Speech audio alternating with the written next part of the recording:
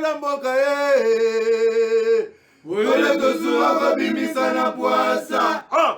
Ba député to votaki bazo salarien. Bazo salarien. Tokele na funa bazo salarien. Bazo salarien. Komo tolega na mwamba bazo salarien. Bazo salarien. Tokele lukunga bazo salarien. Bazo salarien. Na boko kula bibembe bazo salarien. Bazo salarien. Toto mala changu bazo salarien. Bazo salarien. Bazo salarien. Bazo salarien. Ala ni molili. Bazo salarien. Bazo salarien. Merci, désolé pour un retard autobandé dans le lot. Vraiment bolimisa. Je crois que tu comprends dans côté Kinshasa c'est la réalité belé. Na pesi mbote na ba jeune fille nyonso bosala kindumba na Kinshasa. Na kena paka juma na yokaka na na beta tourte. Na lekili boso ya imka na butu na ba mama mibimba au côté na avenue wana ya maison de la Bible. Na mitu na kabande ko ngai. Depuis bobanda ko sala kindumba ya kotelema na balabala ozobima na bato bakufa bato boyebite. Ozwani Mwanda mbongo déjà ozwe kozala $100 $200 soko tali kareno depuis obanda. Mbongo wana ko permettre yo déjà ata banoteka ata makalo tika kindumba mama. Soki nzamba ko yo ka ko tuta motema nonde na yebiso lelo et kozala une bonne chose tika kindumba parce que nzamba zana besoin na yo. Batumsi ote soko ma pasteur te il faut tous ma bande ko wana ba musu basala kindumba likolo luinga ba masa ba musu basala kindumba likolo ya passe ya vie oh non mbongo tozoli ate to melate bino bo melate ka kindumba du promo 30 vraiment ça pina mala mingité. La fois passée na yambaki moko ya ba cadre ya palu o ya ngambu ya kolutu na biso mayobo abeta biloko ebetaki et puis ça qui moi passe mingi bande ko makiashi balobi akosaki na mamunyo so lobaki maître Célestin Ngoma je te salue babi okosaki alors le long de nzamba sali grâce na représenter bino ba invité na biso mais avant cela boyebi ba élection ya ba gouverneur et bandi donc mobulo côté na ba quartier général nous sur ba parti politique entre autres na IDPS. Erreur basala qui la fois passée à un chef de l'État, il y a un Maouéja comme gouverneur, un monsieur incompétent à Maramounios, dans Boujimai. Bani basala théâtre de chez nous, Moussouba Tcha, Tata Mombo, et Kuna Lissous. Nana Lobanane Loti, Nazo na régie. Papa Tchelange, les Manabo Yoka, Bomona, Bamama ya Boujimai, déjà Babando, Télé la Kabouya. Kabouya, Botika Biloro, il y a un Tchara Batupona Bintérêt Nabino. Lelo Congo na biso ko avancer te to ba province na biso ko avancer te likolo ba sentiment na bino bakabuya ba shadara lelo manemi ya lelo papa tchele mone bon tozong. Présenté au départ comme le candidat de consensus, Mathias Kabeya Machabidi est loin de faire l'unanimité au Kasaï oriental. Ce candidat unique de l'UDPS à l'élection de gouverneur de province suscite jour après jour contestation et protestation au sein de l'opinion. Rassemblés ce mercredi, place de Bonzola en Boujimaï, des femmes ont donné de la voix pour rejeter ces choix venus de Kinshasa. Ils ont induit le président en erreur avec le choix de Maouéja. Aujourd'hui, ils veulent faire de même. Nous disons non, pas question de Kabeya chez nous. Comme lors de la création de la province du Kasaï oriental, les forces vives sont à nouveau réunies à Bonzola pour plaider la cause des Estés Kassaïens.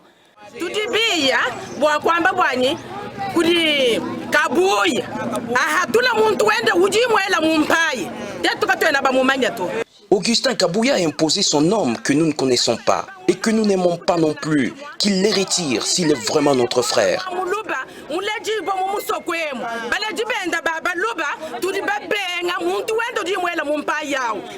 Alors que la province croupit dans une misère indicible, ces femmes n'ont qu'un seul vœu, celui de voir le Kasaï oriental dirigé par une personnalité qui puisse soulager la souffrance de son peuple.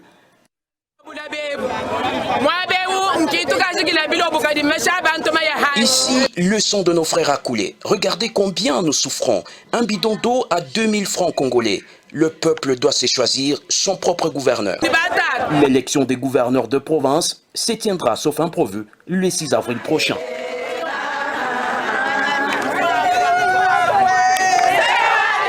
Merci. Je crois, Ezali, moko ya ba exemple autozui déjà. Kabuya, botika ba film wana bino bozo sala. Le loyo, province ya Kassa orientale, et zongi sima kolika ba province mususu. Vous voulez faire comme cette tata konyamo dongo to Congo bolo na makasi. Eza malamu te. Déjà ba boy kabeya balobi azali mutu na yo. C'est clair. Déjà ba maman wana ba telemi liboso église. Allez-y comprendre les ali signal moko ezali très fort bino ba IDP karaté. Parce que na oki baati asayura lisa mulai mais ba boy batune mususu. Botinda bato malamu te. Ata botinda mutu patinda la ombongo. Po boliaka na ye. Botinda bato malamu. Ba gérer ba province wala pour la malamu. Na la CP bato mbujima ye. Bon continuer boy kabeya abimanite. Kabeya. Il y a ezala ba congolais musu ba ko sala bien très bien servi la province mais bino olinga bato obédience na bino oyo robenga na tonga 1 million yi. Mon province va tata na ngorati. Merci beaucoup. Merci Ndegonangaï Martin Kilabi. Bon, c'est un ancien journaliste, il est là, Atiga journalisme, au moins il est Atiga pénètre journalisme, à côté de n'a pas lu. Ndegonangaï Martin, boni. Ça fait longtemps, ça fait des années, c'est la toute première fois dans Yambayo. Nazali. Qui m'ezali? Parlou quand même calme. Non, Parlou, Makamaison. Je tiens à vous rappeler qu'Azali, secrétaire national chargé à communication et médias, il y a Parlou El Makiashi. Togolo Babongo. Non, Parlou Zakamoko. C'est Nandé. Parlez à Moko parce que pour eux, un fonctionnement juridique, il faut la reconnaître par l'État congolais. Alors, si tu n'es pas reconnu comme parti politique par les cours des tribunaux, en tout cas, au comité d'un parti. Mais Bino vous avez reconnu officiellement. Reconnu officiellement comme parti lumumbiste unifié. Très bien, toujours. Qui n'a jamais été divisé, qui reste un. Après la mort du... Merci, qui n'a jamais été divisé, mais au moins, si je trouve là, papa qui s'est abandonné, qui nous a des bonhommes, bien on a limité. Et il a accédé à la division. Maître Dan Makiash, dans l'équipe Makiash. Oui, merci beaucoup Ndeko Paul Toussoua. Merci beaucoup pour le lengo yambi biso na plateau na yo. Pour na kozongela mutuna na yo oyo Ndeko Martin. Non, on a tenu goûté l'eau, on est en train de gérer. Oui, à lobby. Na kosala moi correctif ya muke. Parce que l'ero introduire émission na yo awa au lobby kende komoko alekaki awa na kombo ya Célestin Ngoma. Mais il faut longola maître. Ngai nazali avocat. Oh, na longola maître pas Célestin Ngoma. Azali, yo zali journaliste Ndeko Paul Toussoua. De tabiloko. Muntu oyo azali koteka babombo na ye na balabala to mapa bakoki kobenga ye journaliste te. Il faut zala pe jaloux na profession na yo. Polémique bandi. Babaro ba liste ya ba avocat ya Congo ezali okoki ko vérifier banda baro ya Gombe ya Matete ya Kwilu ya ba province nyonso Ndeko Célestin Ngoma azali ndeko na biso. Atikala jamais kozala avocat. Okotuna esoki azali maître maçon, maître menuisier, mais azali maître avocat. Oui, pas la polémique, voilà maître. Merci beaucoup. Merci Lelo. Toujours bétana nous avant notre côté mamba palu nanu. Ndeko Martin. Omoni kama ba gouverneur ba candidat gouverneur de la province ezakoyinda bino palu botindi pe. Bon, police angwe mo bandimi yango ba annulé yango ba rebandeli yango batu union sacré bazolela kuna batu biso balota pas Kabila balobi biso peut se retrouver te ba député révolutionnaire balobi comment biso peut na ba candidat c'est un peu boulou mais Palou se retrouver te. Bon, en fait Palou azali l'un des potentiels piliers ya union sacrée. J'ose croire que mon candidat biso secrétaire général chef du parti Willy Makiashi secrétaire général adjoint Willy Makiashi oyo yebi na adjoint na ye Maître Didier Mazenga Mokanzu, je crois que consulté pour la politique liste. Parce que nous sommes partie intégrante, il y a union sacrée. Mais nous avons mis une qui liste. Ah, ok. Discussion, on va ça discussion. Bon, le col a ndenge au lobby de Copol, baliste définitive ezali nanu te nyonso oyo eza kospécule na ba baréseaux réseaux sociaux ezali juste baproposition ezali baproposition me na kati ya union sacrée eza plateforme ya monene bacadre oyo bazali kodiscute les représentants des partis et regroupements finir par retrouver terrain d'entente pour dégager la dernière liste définitive. Très bien, mais au moins les discussions sont en cours. Mais Bino Palou, Bozala, au moins 2 gouverneurs, na Grabandundor, qui sont en fonction. Mais il semblerait que Moutouna Géragi m'a bien macasse. Comme Nani petit. Petit Aza donc gouverneur. Petit Aza actuel gouverneur, il y a quoi?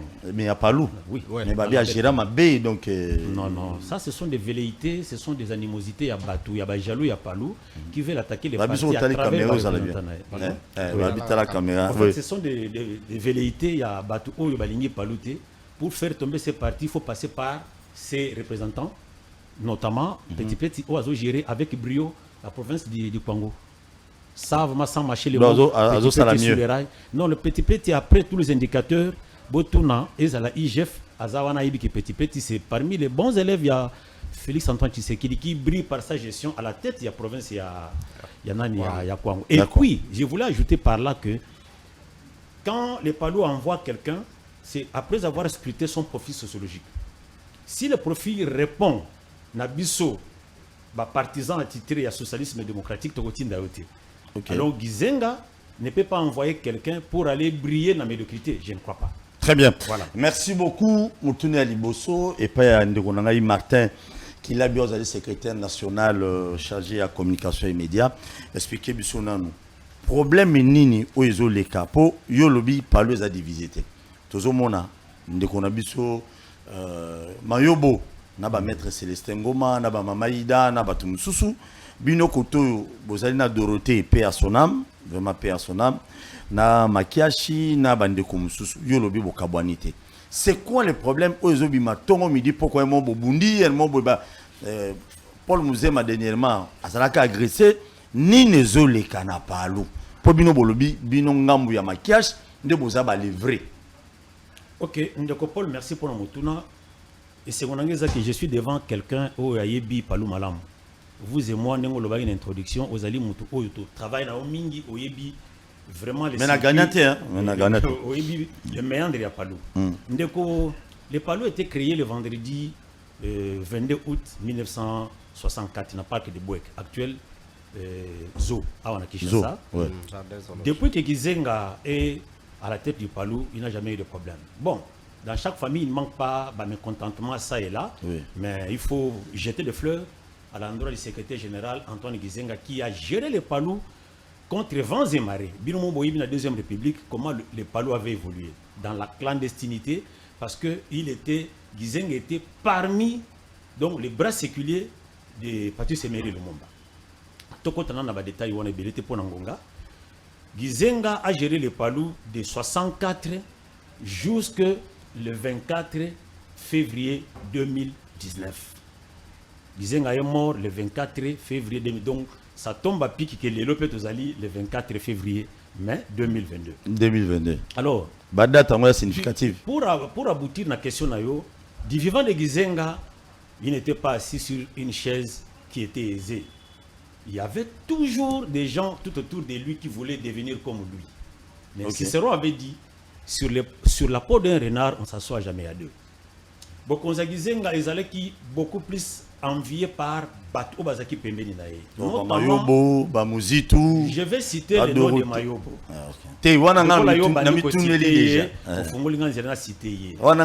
Vous savez que parmi les anges,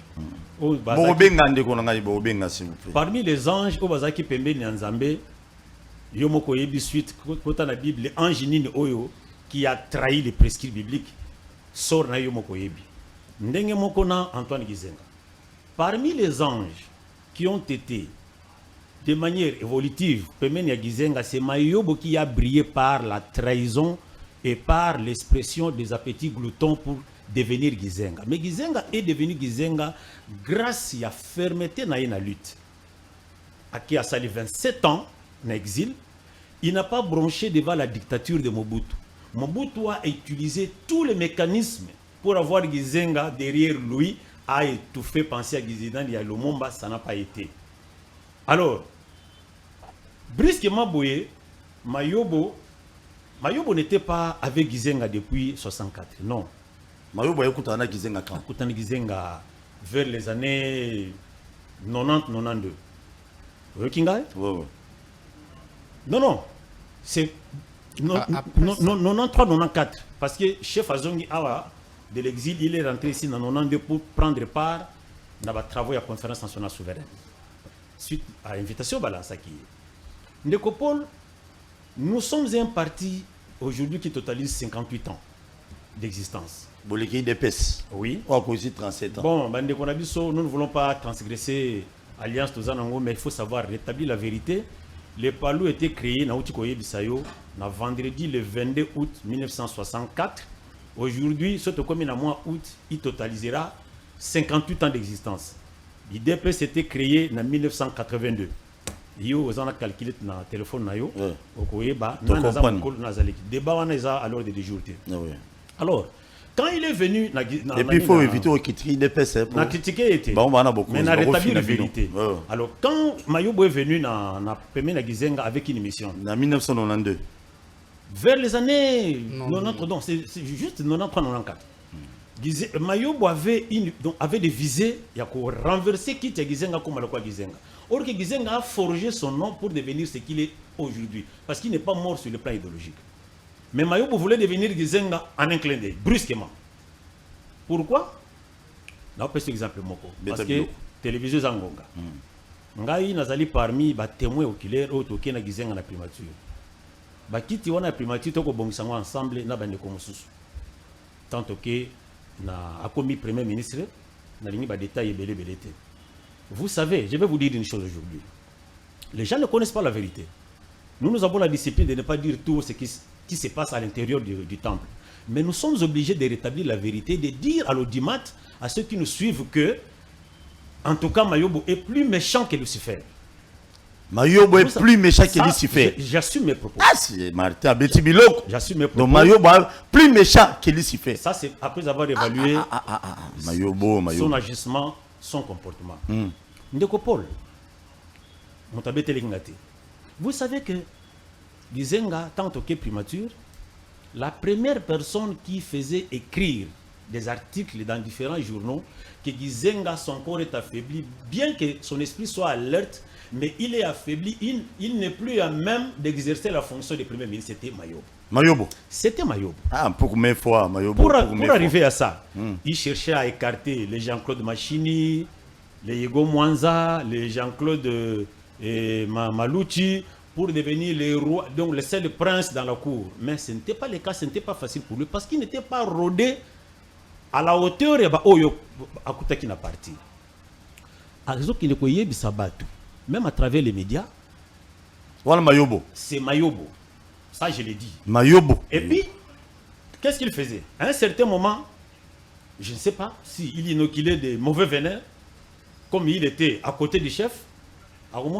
Chef Lembi, c'est au moment où il va appeler les visiteurs, les premier ministre de bureau. C'est-à-dire, l'objectif n'est pas de assis à l'ali. Je ne sais pas, nous sommes somnifères, ni pas critiquer le premier ministre dans la primature. Il n'est pas à même d'exercer, d'accomplir à bon escient sa fonction de premier ministre. Ça, c'est de un. De deux, Ndeko Paul, Makambeze Bela Koloba. Vous savez pourquoi le mercredi 10 octobre 2008, c'est Mouzouto qui a été choisi pour devenir premier ministre? Vous savez pourquoi? Pour l'année. En principe, c'était Mayobo qui allait briguer ce poste-là. Mayobo, qui se disait l'aîné des anges à côté de Gizenga, et qui devrait résulter de la confiance, il y a patriarche, parce que les patriarches sentent déjà que, en tout cas, il faut n'attendre qu'à beaucoup.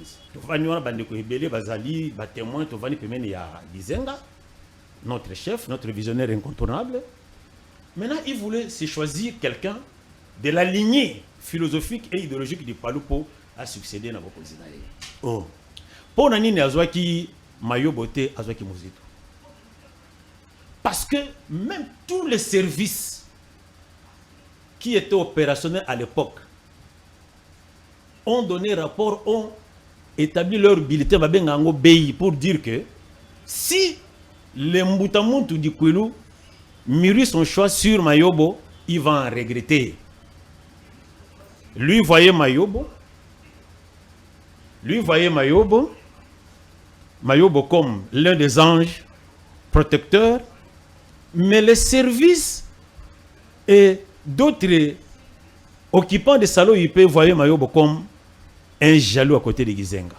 La preuve irréfutable et irrévocable est que le mercredi, je retiens la date, le mercredi 10 octobre 2008, c'était Mouzito qui était choisi Premier ministre. Contre toute attente. Or que Mayobo et ses acolytes va organiser une grande fête en ville. Déjà, va faire imprimer un t-shirt que Mayobo, Premier ministre. Pourquoi comme Premier ministre était? Et à partir de là, à mon avis, il y avait trahison, il y avait ceci, il y avait cela. Or que, et à l'intérieur, et à l'extérieur du territoire national, toutes les conclusions hâtives ne donnaient pas la chance à Mayo pour devenir Premier ministre après Gizenga. Et ça n'a pas maté le Kouana.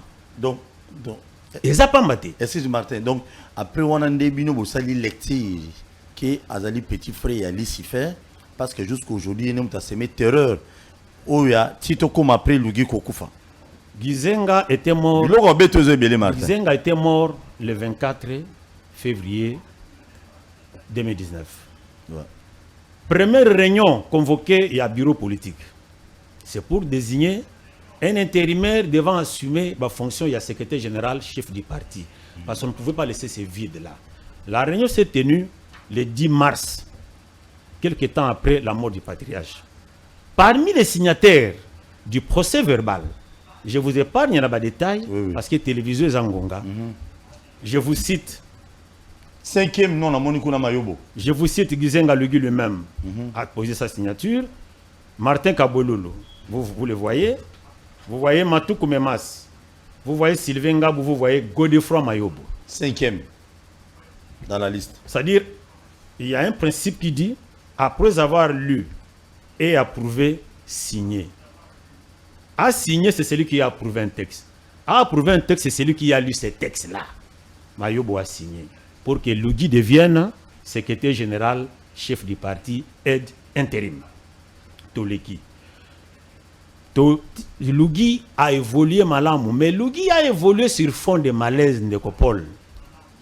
Mayobo commençait à regretter sa signature quelques minutes après. Era monique, Bakanesagi Lugi Azazo, Baloko Bapanzagi Sangwaza Maël, mais c'est quelqu'un qui était rodé, savamment rodé par son père, biologique et idéologique, a piloté Malamo quelques temps après. Première adversité à Lugi et Outake pas Mayobo.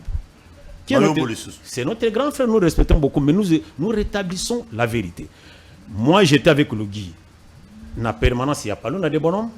J'ai eu la chance de travailler avec 7 secrétaires permanents. Naïbi Makamunga Nazoloba. Lugi a rencontré des écueils, des embûches, Pemeni Mayobo. Secrétaire permanent adjoint Nani Ngoma Azalaki na jeunesse. Maman m'a dit que Azalaki na kotangilo ba secrétaire permanent adjoint au Bazaki désigné après Lugi. Mon côté à Télémelaka Bokonzi à Lugi. Il y a que Godefroy Mayobo ou à Télémelaki Lugi. Accord, c'est-à-dire il voulait la mort physique et la disparition politique, il y a Lugi. Il a commencé. Je vous ai retracé. D'abord, il s'est opposé à Tata Naye Lugi, qui est notre chef. Après Liwanaye, il s'est opposé franchement sans aucune raison valable à Mouananaye. Pourtant, il était parmi les signataires. Il y a désignation, il y a Lugi comme intérimaire. Allez-y comprendre. Toye. Toi que moi rapide, pour nous sur le plan juridique, pour te Burkina, pour courir tribunaux, pour nous à côté. Bon, voilà. Lélo, Palou les a divisés en réalité.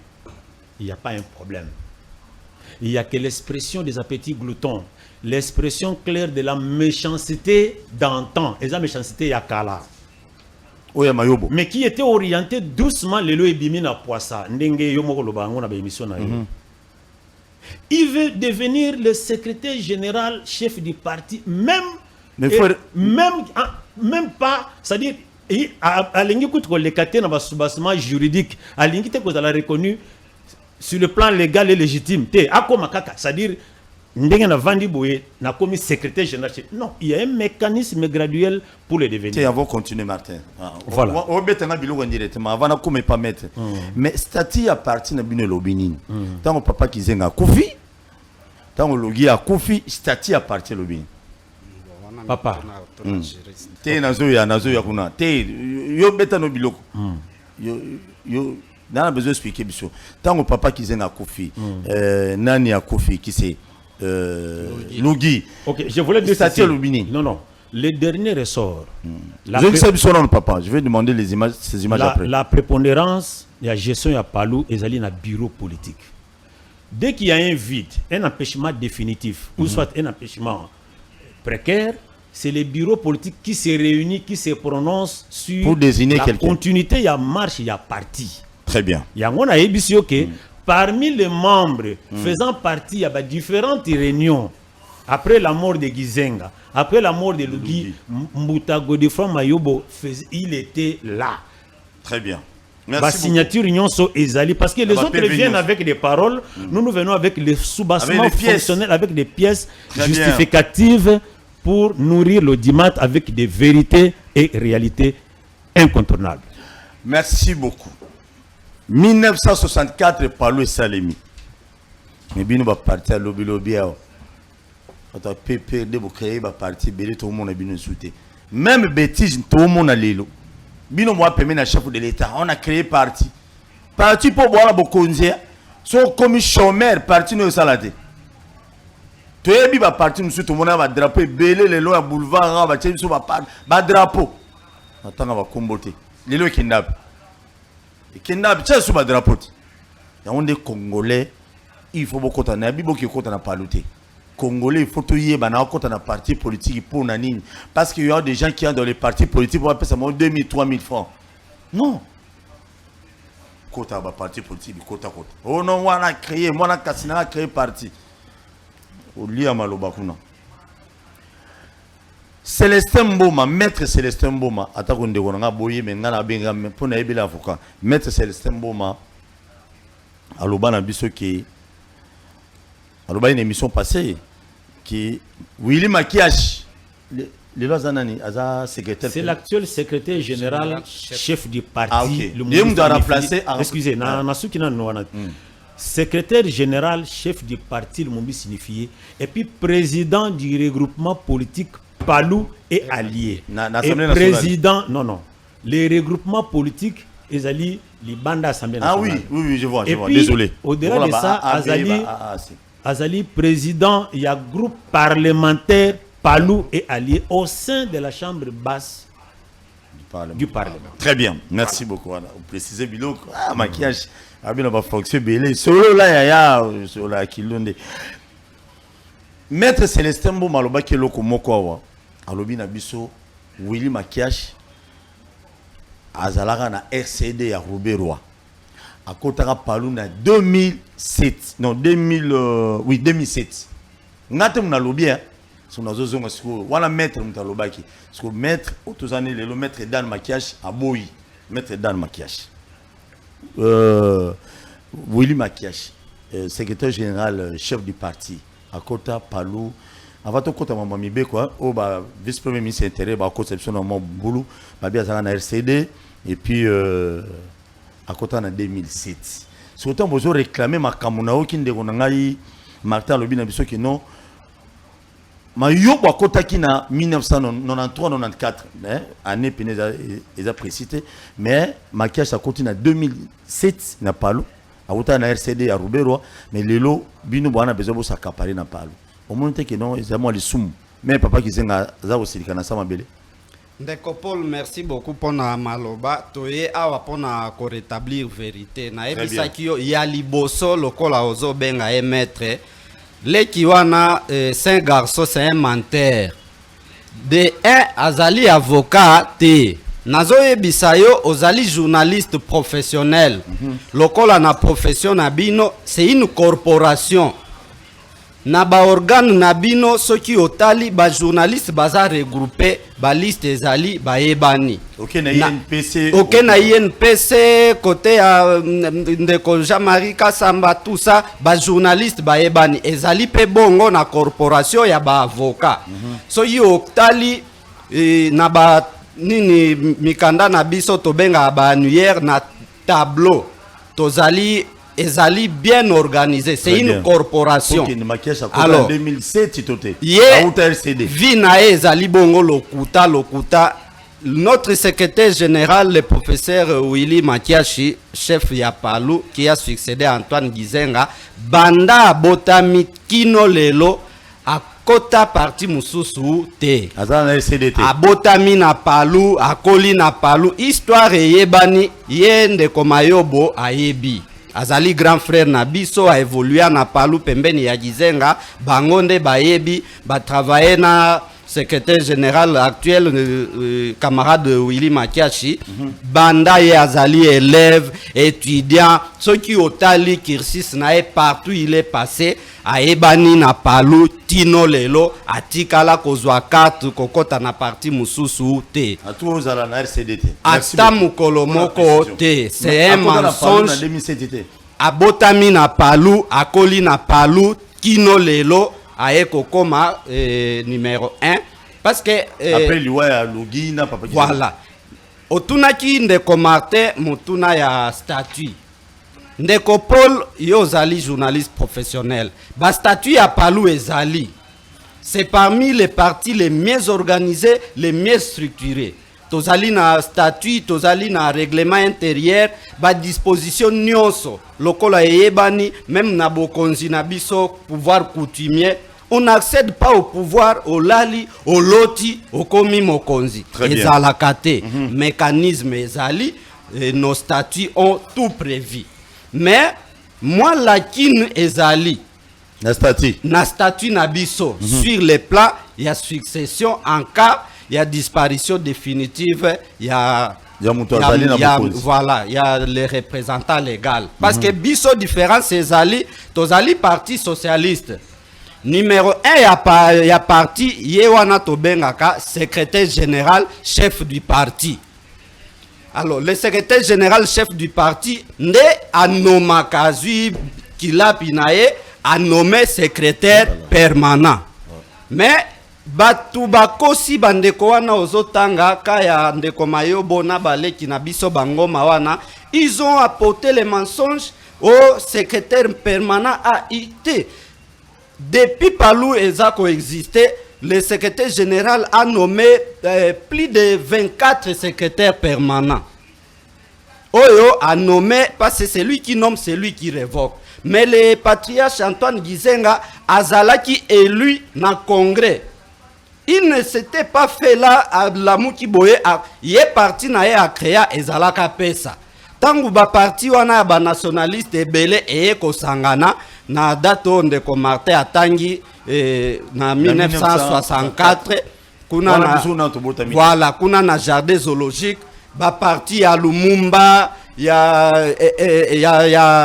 Bisikiro ya Sendwe ya Balubakat nde ba parti nyonso wana esangana balobi tozo créer tosa la bloc moko tosa la parti moko nde autour ya congrès o ba organisa na 1964 voilà nde ba ponaye il était élu secrétaire général chef du parti. Maître pardon nana besoin to kini rapidement pour ngongezo kende apparemment téléphone en fungola telelo pour ma solo vraiment zamulai yebisa biso non bazo yebisa biso na minute okino batu bazo semer désordre na niveau ya Palu eza ngamu ya papa na biso ndeko na biso Mayobo côté ya Willy Makiashi babi ezali ministère ya intérieur VPM intérieur azozwa décision mususu o azozwa décision mususu donc cohérence exacte na ba décision non so bazozwa pona Palu preuve ezaki non to moni bino ngamu Makiashi bo memaki pour ne ko occuper siège wana na 4h du matin na ba machette na ba machete beli kuna beta biloko ndeko Paul qui est sur le plan juridique wana nyonso ezali lokuta pona kokoma na mutuna tozalaki nango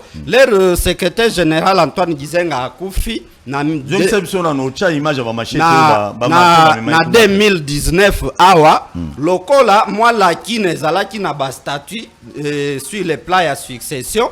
Alors na ba organe na biso le premier organe c'est le congrès, parce que congrès nde ezali habilité ya kobimisa secrétaire général chef du parti. Alors secrétaire général akufi, congrès ezalaki nanu organisé. Maintenant problème se posa qui nani ako convoqué congrès. Yango le deuxième organe qui est le bureau politique nde basiéjaka balobi bon tokoki kozala boete, on désigne quelqu'un parmi nous qui va faire l'intérim pour organiser congrès. Yango ba membre ya bureau politique ils étaient 13. Ozana procès verbal yango ana notarié. Dans la liste, il y a 13 membres et un bureau politique. Notamment, Ndeko Azali na 5e nom, signature na 7e nom. Voilà. Ndeba Vandi, Basangani, Babino, to désigné Ndeko Lugi. Ce n'était pas prévu dans les statuts, mais c'est un organe, on ne peut pas laisser le vide. Bavandi, désigner Lugi pour faire l'intérim et convoquer le congrès. C'est déjà la jurisprudence. Voilà. Pourquoi Ndeko Lugi chemin faisant Akufi. Il avait déjà convoqué le congrès à une décision à convoquer sous pression Ndeko Mayobo. À une décision à convoquer le congrès à Tcheba commission en place et Bandi Moussala. Chemin faisant Akufi. Alors, bureau politique et bibo, toza déjà na jurisprudence ya parti, tokobela lisusu mutu te. Ndeba sanganaki bavandi les mêmes membres du bureau politique quand ndenge bazalaki 13, le 13e de Koluyi akufi batikali 12. Ndeba désigné les doyens les plus vieux qui est resté constant. C'est le seul qui a eu un plus long mandat comme secrétaire permanent nommé par les partis. Il avait fait 10 ans de mandat, il y a secrétaire permanent. Et à chaque fois qu'il y avait des vides, des problèmes, il a toujours été désigné pour faire l'intérim. C'est vraiment l'homme de la situation. Yewana, tous les membres à l'unanimité, PV Zali, signature Zali, désigner les doyens Sylvain Gabou pour azwa relève wana akamba biso tina congrès o Bimisa secrétaire général. Alors komona ndeko il a bien signé a approuvé la désignation ya Ngabo. Ngabo a convoqué congrès, toke na congrès na centre Nganda, congrès nde sikoyo et ko élire le professeur Willy Makiashi comme secrétaire général et chef du parti. Voilà, les sous-bâtiments sont là. Ba résolution ya congrès wana et na ministère ya intérieur selon la loi, et le vice-premier ministre de l'intérieur a pris acte. Gilbert Kankonde ou bien Gilbert Kankonde. Voilà, la lettre est là. Oui, ça c'est Gilbert Kankonde. Gilbert Kankonde. Depuis le 21 décembre 2020. Voilà, na gouvernement, il y a premier ministre Ilunkamba. Et bon, il a pris acte, il y a une résolution, il y a congrès Salema na Centre Nganda qui ont été publiés au journal officiel. Tous les documents authentiques. Yo yebinde kopolo zali journaliste ba loi ba, c'est ce qui est dit par la loi qui organise les partis politiques. Le vice-premier ministre à l'intérieur Gilbert Kankonde, il avait pris acte. Sokotali lettre elandiwana secrétaire général oyo azali administration ya ba parti politique, il a renchéri le vice-premier ministre de l'intérieur. Boniface Okende. Voilà. Azali secrétaire général en relation avec les partis politiques. Tous les documents authentiques sont là. Alors, yango wana na ndeko aselo aye, l'administration est là, les documents authentiques sont là. Ndeko Mayobo azalaki contenté accueilli ko saisir les instances judiciaires. Il avait régné sa signature. Pour attaquer la résolution, il y a congrès. Assignation ya tribunal la grande instance ezaliwana. Yem to akenda ko funda parce que après avant congrès à Salaki Mobulu, bureau politique, tous les partis, tous les militants, il était déjà exclu du parti du vivant du patriarche Antoine Gizenga. Gizenga bengana déjà. Abengana kaye déjà. Mayobo na 2017 aye ko signer amnistie nde ko réintégrer ye na Palu. Lokola pona ko renchérir idée ya ndeko Martin alobaki c'est vraiment un ange. Merci. Ouais. Alors, c'est comme ça, tant à réintégrer parti, il a continué toujours, même, il a saisi les cours des tribunaux. Tosambi na TGI, tribunal à grande instance, ya matete, yem to afundaki akimi kuna, oh, ba juge baza corrompi. Tangu ba se prononcé. Aye na cour d'appel, ya matete. Akimi pe kuna, toke, tina cour de cassation, arrêt yangoyo, cour de cassation, et s'est prononcé.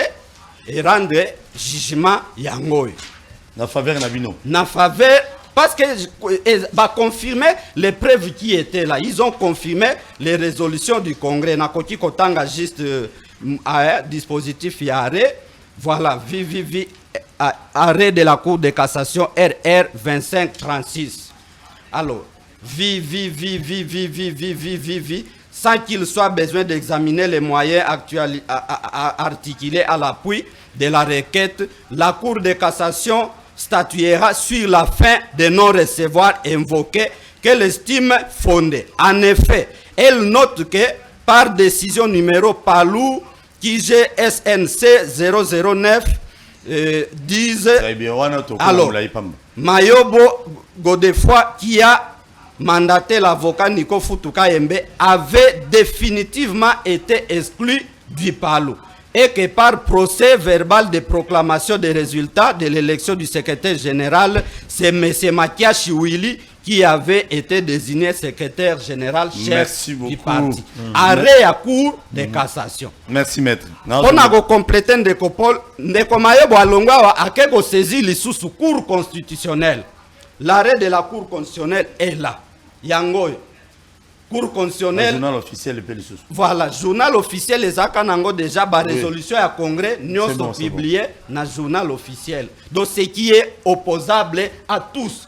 Arrêt à cour constitutionnelle P, c'est Mayobo qui a saisi et rejeté les sous et retenir défaut de qualité dans les chefs de Mayobo d'engager les Palu. L'arrêt est là, notifié au président de la République, au Premier ministre, au président de l'Assemblée nationale, au président du Sénat, au journal officiel et au tribunal de grande instance. Donc c'est ce qui a mis fin à la guerre et à leadership.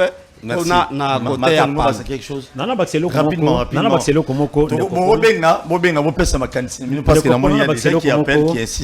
Je voulais que parce que la malignité, soit la malice des amis qui font la ronde dans différents plateaux de télévision, parce qu'ils savent qu'ils ne détiennent pas les documents attitrés qui prouvent à suffisance que Makamba le Bezabungu. Vous savez que Ndeko, tu sais, dans l'église, hein, la plupart, ce sont des anciens. Donc, cours de cassation. Nous étions perplexes. Allô, bonjour, s'il vous plaît. Allô, bonjour. Bonjour.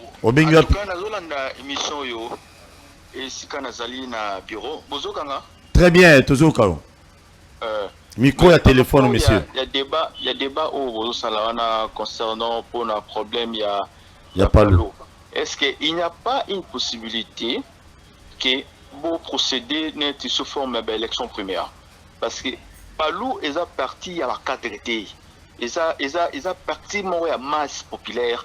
Dengue ndeko maquillage choisi dans plateau coïncidence même non na papa maquillage que bon on a niveau on a y a ba cadre parti community miel moko boye beaucoup kolunga bo lilango kana parce que on dit qu'à la fin de compte beaucoup bimisa la ministre yo kozala conseiller wana kozala DG et puis à la fin de compte bato bazo souffrir za bato ba ka ba mama ba imbaka wana ba kana ba matanga ba kana ba cérémonie bozo mona bango pamba. Alors ce que pour se départager si vraiment Willy Makiash azana posé à unité na cohésion au sein du parti si Ndeko Mayobo azana posé à unité na cohésion au sein du parti si statut prévoir en côté. Mais beaucoup ça là par exemple harmonisation moko boye rapide il y a d'agda nenge les carana IDPS parfois organiser l'élection primaire. Bolongwe ba niveau ba cadre wana ba organiser ba sala ba jouer et loko mon côté non. Ba primaire ba toana se bangonde ba voter pour que Bobimisa vrai secrétaire général permanent parti. En 2006 Palou azalaki na poste à premier ministre na ba ministre boni. Mais ce côté là lelo quand Mayobo ils ont un ministre nango quand il y a Willy Makiash ils ont un ministre nango. On les a unité ou bien diffusion. Ils ont division pardon. Mais non pourquoi pas Conseil des sages et Koiko Sereni même si c'est Salama qui est Liboso sous l'impulsion honorable Jeanette Kabila mais est trouvé comprometté. En tout cas on a supplié Bino ko tirer couverture parce que même un criminel sera Salima B avocat pour la défendre mais asa fautif. Alors on a mis Tsoyo déclaration de Bino Izaka na penchant parce que vous défendre l'argument de Bino Tokonso. Donc moi je vous propose ceci, étant qu'un observateur, je suis ni pour ni contre. Parti Palou est sa première partie en termes ancienneté nango. Vous pouvez s'habiller quand même honneur, famille et sili. Nalanda qui va déclaration à Mama Ida Nzumba. Makambaloba qui est très grave. Azo ko impité na Elia nini ya maquillage que non, bo sali sous forme ya rébellion, bo yena batume.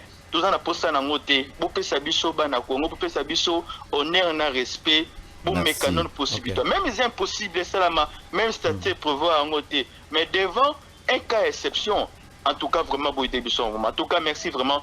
Nazana posta ya non abino vraiment. Merci beaucoup. Merci et là on a sepeli émission yo couche union sur bato balanda et c'est mon anga yango wana et je crois les cancer on de quoi pesi ils a quand même mutuya mais yeba ndeko ils a pratiquement impossible na minute opo basa la idée wana yo mo lobby et a question d'intérêt donc ndeko Paul ezali impossible tezabo ndeko a lobby ba médiation nyonso et salema omoni ba PV na PCO wana. Tous les membres du bureau politique ont signé ces PV. Mathias n'y était même pas membre. Ils ont signé sous la médiation. Sous la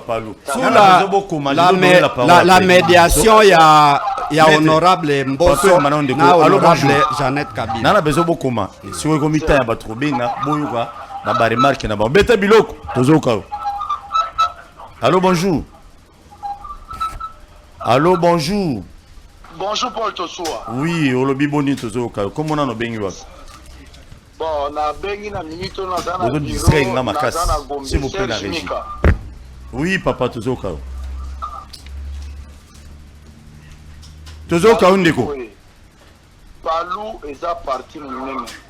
Palou eza parti lui-même. Pa parti ebelepe e kabwana neti ba UDPS. Lokola ba PPR ba nini ba MPR ba parti belé est-ce que bango ndenge baza wana parce que yemo patriarche avant akufa asengaki unification et salema alors pour na nini te bakoki kosangana basala différence na ba parti mosusu wana epanzane koma ebele bango au moins ne fût-ce que pour na honneur ya patriarche Antoine Gizenga na lutte oyo asali basala différence bango basala effort basangana ekozala makasi pe ozala malamu mpona biso na ba génération na biso baotanga histoire na biso. Merci. Pe ya mibale Paul Tosua beta biloko ngana landi balobi bakinois balobi avec Paul Tosua koyebisaka biso te mpo na moni habitude wana ekomi pano mingi okomonsa l'émission biso bakino bakolo émission tobengaka te oyo on a débordé émission eza ya yo te émission eza ya biso bakino biso peuple. Merci pour la remarque. Droit ya kolobaka ozosekanga me nazoloba bosolo te olobi ya solo na s'incliner. Merci. Merci beaucoup. Mais maintenant, on a besoin de beaucoup. Déjà. Martin, on va réclamer. On va vous donner l'état. C'est très important. Oui. Très bien. Pour mettre sur la PC Maloba, il y a Zoloba Mingi. C'est pour la crème. Allô, bonjour. Ouais, bonjour. Obengi wapi, comment on a dit? Ouais, Naza Lingwala. Tozo Kayo. Palou est commis parti ya makila babomi batu babomi baluki yebisa makiashi yebisa nani nani Mayobo basa la partie na bango eza lokola mozito asali nouvelle élan omonde kei ya pe boule bakomi makila bakomi boma batu ekosimba te bakopotana. très bien basa la partie Mayobo asa la partie na ye lokola mozito asali nouvelle élan wana pe basa la partie na ye batika komo ya nani ya Antoine Gizenga parce que yango eza monument eza makila c'est continue na kati ekosimba te. merci beaucoup makanisi na ngai yango wana. très bien voilà de bon tala ba compa nazo pesa bino maloba vous a calme na besoin beaucoup ba point wana parce que vous avez une bonne chose mais ce beau saluer la partie maman nani o alongwa wana za limité maman alors Kawanda il pas ça la wengene bien que ça sans impact akenda na rapidement Ndeko, en tout cas d'abord merci Mingina intervenant. Ça prouve à suffisance que vraiment vous avez les palos dans vos cœurs, c'est très bien. Ndeko, je suis témoin, n'avani mingi peme na patriarche Antoine Gizenga bamboule belé. Je crois Ndeko oya mbibso lelo ayebi. Mayobo na le 28 juin 2008. Tokitaki dans bande de ville pour tout ça la conseil des ministres ex-chef de l'État Kabila. Tokomi na Kikwit. Et là, quand vous tokutaki na aéroport, ba banderole ze kaliko ba komi Franaki. Fraternité de Kikwitois. Ezalaki parrainé par Mayobo. Pourtant, ezalaki interdit à l'époque, même les 100 documents de base à Palou interdisent na cadre ya Palou be militant qui la ONG concurremment na parti. Tant azonga ki tozun ki sasa, c'était le 1er juillet, tout conseil des ministres. Mayobo azalaki désavoué par la base. Ndenge bolobi wana que parti Palou est parti de la base de la masse bien sûr, mais masse ezali guidé orienté par l'élite.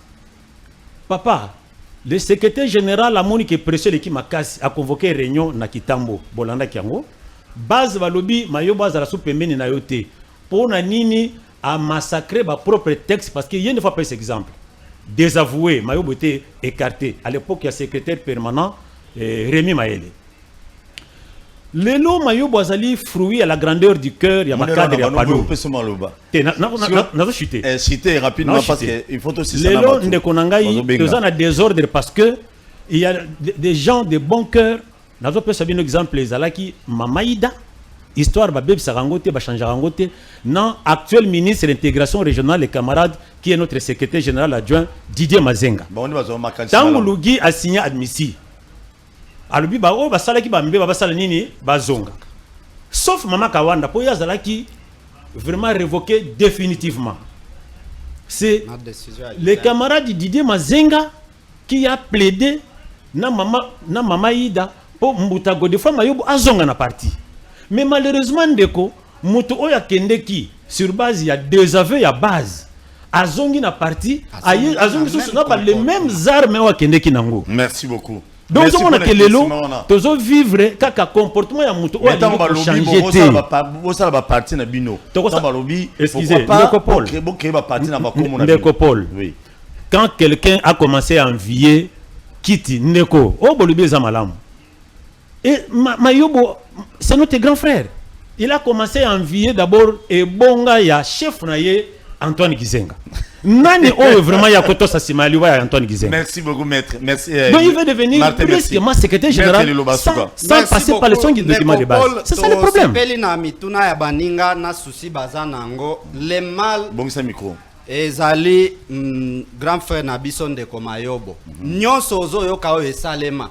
Sous le président Joseph Kabila, médiation et Salema. Sous l'actuel président Fachi Beton, médiation et Salema. A chargé le patriarche à Outaï Koti Kabiso Papa Kitengeyesu. Il a réuni Batuoyo, Bazaiki, Mwager ya leadership, Ndeko Makiashi, na base nyonso na simana Ndeko Mayobo na quelques Batuazaki nango. Chaque fois, tout le monde, ils se soumettent, les seuls qui signe et après qui réunit kaka Ndeko Mayobo.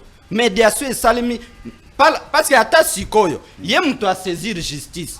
Cour de cassation et rendre arrêt et condamné. Cour constitutionnelle est condamné. Ministre ya intérieur mukanda yango ya koma ya ebi non au-delà ya arrêt ya cour de cassation oyo mukanda ya excellence Daniel VP Marcelo qui n'a renchéri que l'arrêt il a pris acte ya arrêt ya cour de cassation et puis à kuti na administration ndeko Gilbert Kankonde a succédé avait déjà pris acte ya résolution. Bato oyo ba votant na congrès wana ce sont les militants là-bas qui sont venus de 26 provinces ya RDC. Merci beaucoup. De vérité yango wana. Lokuta nyonso bozo yoka nasi sana makambo oyo balobi ya kokende kuna na siège.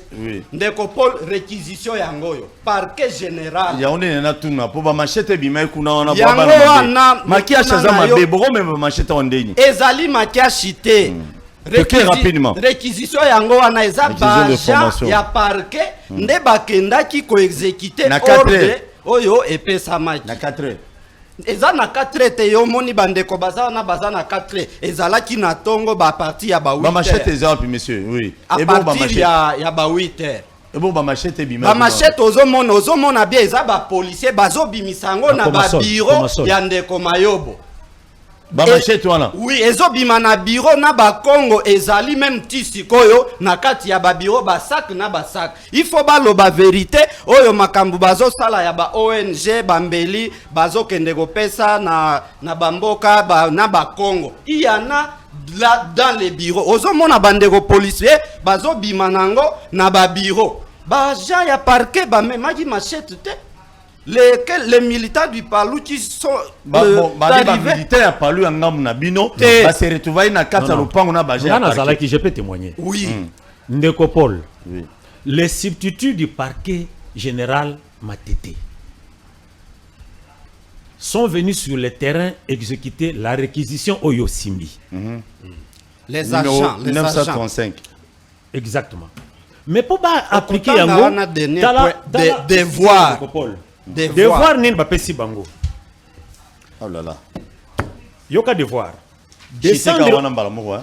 Descendre au siège du Palou, situé à l'adresse précitée, afin d'assister à l'installation de la secrétaire permanente Aurélie Batumike et ses adjoints, et nous faire diligemment rapport. Ozoyoka, il y a une mission spécifique pour installer la secrétaire permanente titulaire Yann à Palou na badjouen.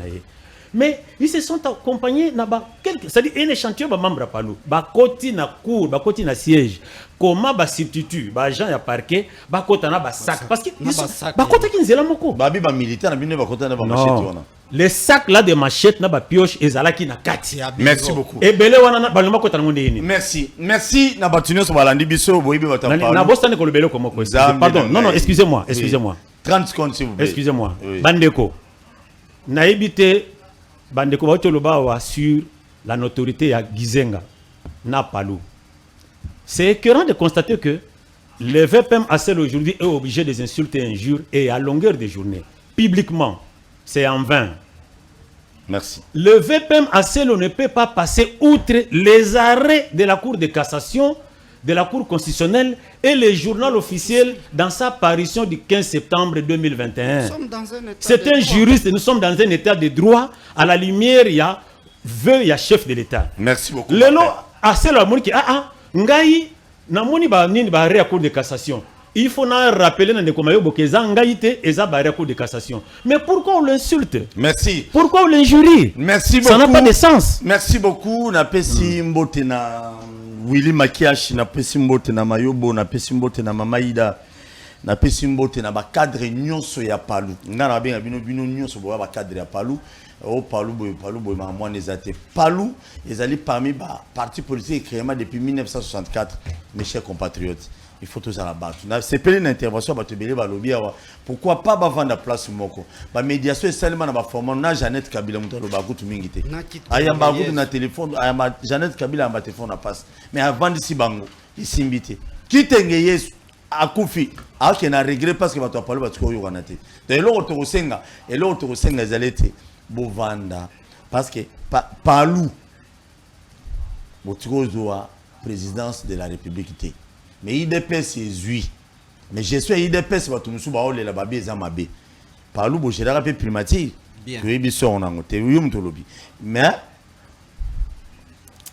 zela na muzito zela na tunu question simple pardon na muzito na makiashi na nisusu na nazala sur na poste monene mboko actuellement tous na camarade ex camarade Memas bon na Memas na Didier Mazenga actuellement na Mazenga na mutu ozana mini wana Kabwelulu.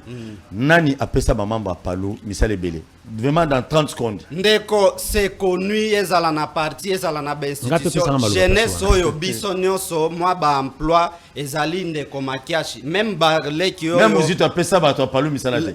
C'est lui qui a été plébiscité, le mandataire qui a donné plus d'emplois aux militants ezali le professeur Willy Makiashi. Merci beaucoup, félicitations à Willy Makiashi, c'est réellement si que c'est vrai. Tout compte prochaine. À tout à l'heure à 16h. C'est vrai et vérifiable. Merci beaucoup. À tout à l'heure à 16h. Merci.